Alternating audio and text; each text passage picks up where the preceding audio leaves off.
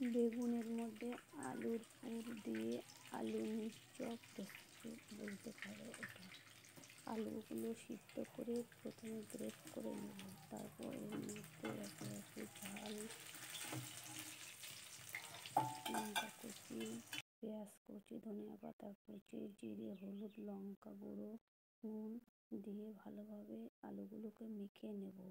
তারপরে একটা ফ্রেশ বেগুন নিয়ে বেগুনটা পরিষ্কার করে ধুয়ে গোল গোল করে কেটে নেব। এর মধ্যে লবণ জলে বেগুনগুলোকে ভিজিয়ে রাখবো কিছুক্ষণ। এরপর বেগুনগুলোকে তুলে নিয়ে আলু ছোট ছোট পুর করে নিয়ে বেগুনের মধ্যে দিয়ে কাঠির সাহায্যে মুড়ে নেব।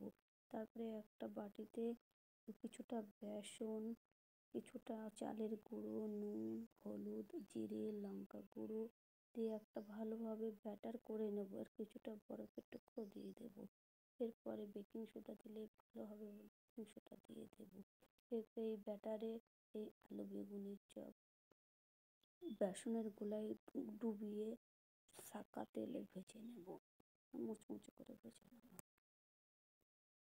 এই রেসিপিটা একবার হলে বানিয়ে দেখবেন, খুব সুন্দর হয় খেতে। রেসিপিটা ভালো লাগলে প্লিজ বন্ধুরা ফলো, শেয়ার, লাইক, কমেন্ট দিয়ে দেবেন।